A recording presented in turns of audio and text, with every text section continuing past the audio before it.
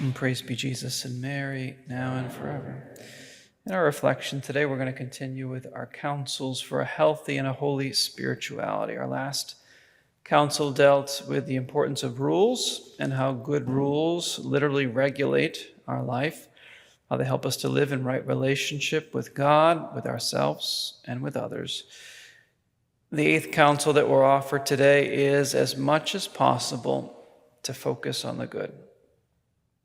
The word focus comes from the Latin word focus, which is spelled the same way, pronounced the same way, unless you want to put a little Italian or European twang on the word, but it's the same word.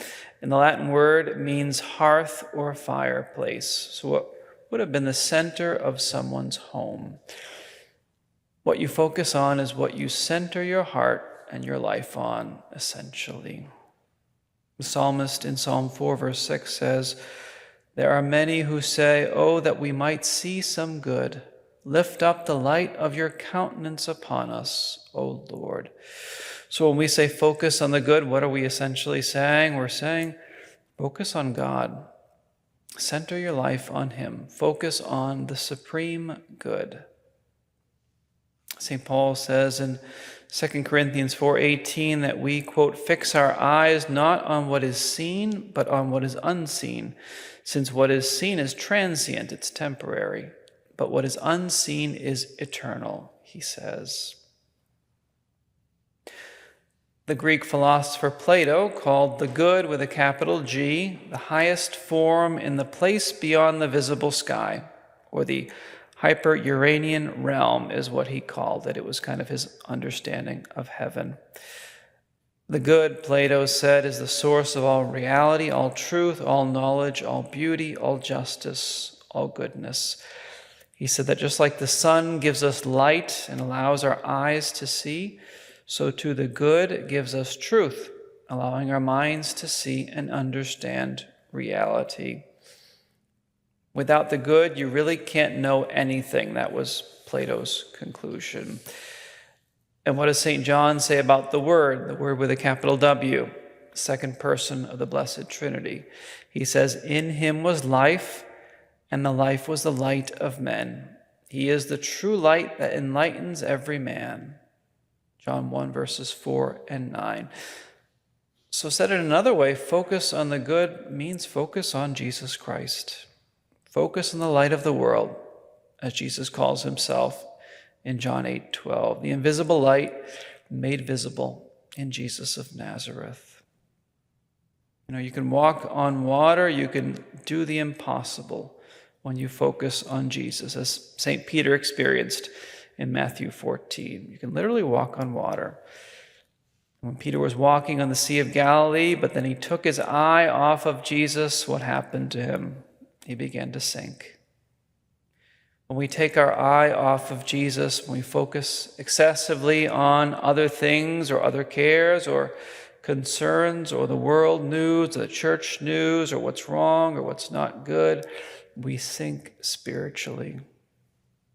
And we can easily become like the seed sowed among thorns that Jesus speaks about in Matthew chapter 13.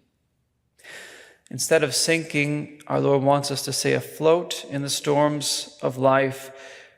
And this is also why Eucharistic adoration is such a beautiful thing. I go to adoration and there's Jesus at the center, where he should be. He's the good that I need to center my life, my thoughts, my heart on.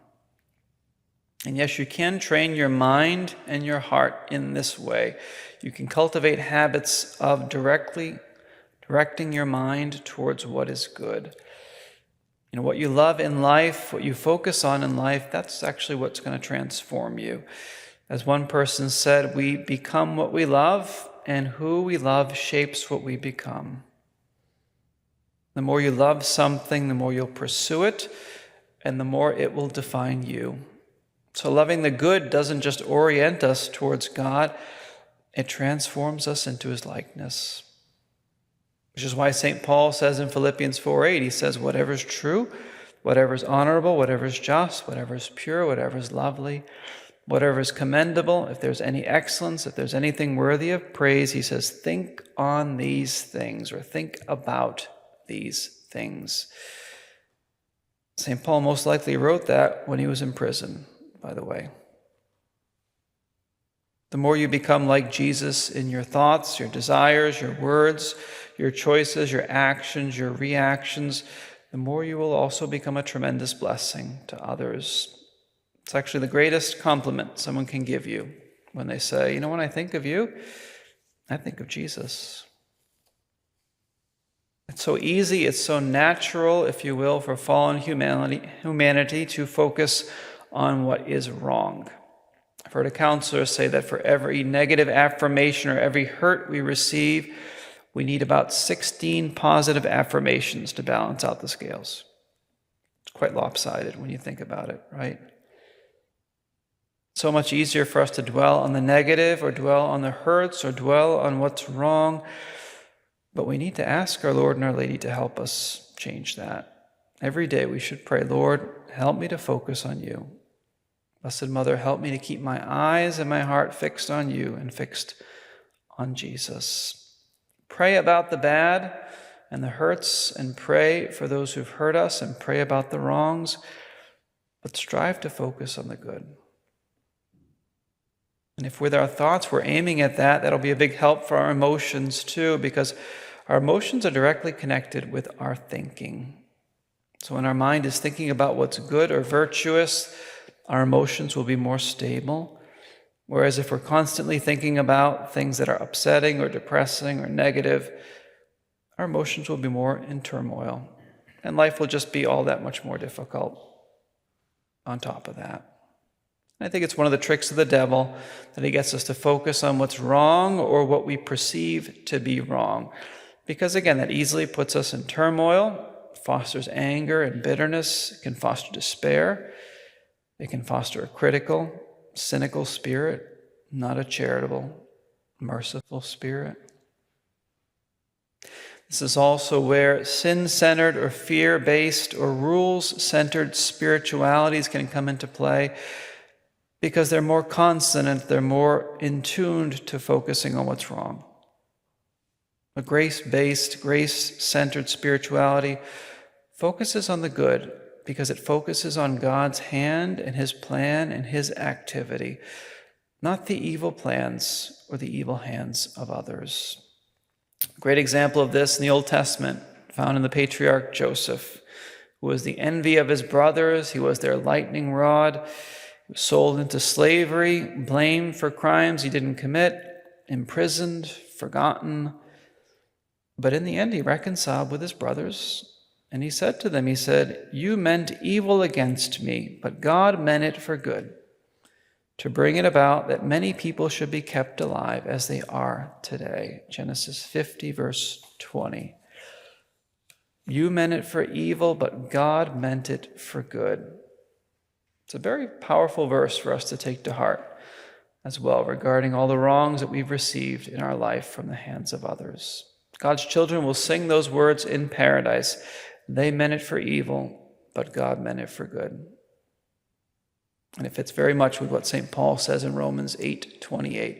If you don't know that verse, you should look it up and memorize it. We say it so often. By now you should know it. But when things are difficult, we should ask the Lord for consolation, for comfort, for strength as well, too. St. Paul calls him the Father of mercies, the God of all comfort. 2 Corinthians 1:3. So we should call on him in our need, reach out to him in prayer, and also reach out to his people too. Those whom we know that God has brought into our lives to offer us support and comfort and encouragement. When I thought of this, I thought of the song, Carole King's song, "You've Got a Friend," right? I think pretty sure we sung that at my graduation party when we gathered at 8th grade graduation, roughly about 500 years ago or so, give or take a few years. I no longer call you servants, but friends, Jesus says in John 15:15. Our Lord, yes, he's our friend. So is Our Lady too. And there are others to whom we can actually reach out to as well, and we should do that. So if we try to look for the good in situations, look for the good in others, look for the lesson that the Lord is trying to help us to learn, we'll often, if not always, find something that's beneficial. If you can't find good in what you're going through, ask someone to help you. 4 eyes are better than 2 in this respect. A lot of times the people who are outside of our personal life tornado can see the tornado in a clearer way than we can. And they can help us to see something positive or something beneficial that we're just not able to see. In our next reflection, we'll take a look at how St. Thérèse of Lisieux incorporated this principle of focusing on the good into her own life and her own spirituality. In the meantime, let's ask Our Lady for the grace to help change and improve our focus in life. Praise be Jesus and Mary, now and forever.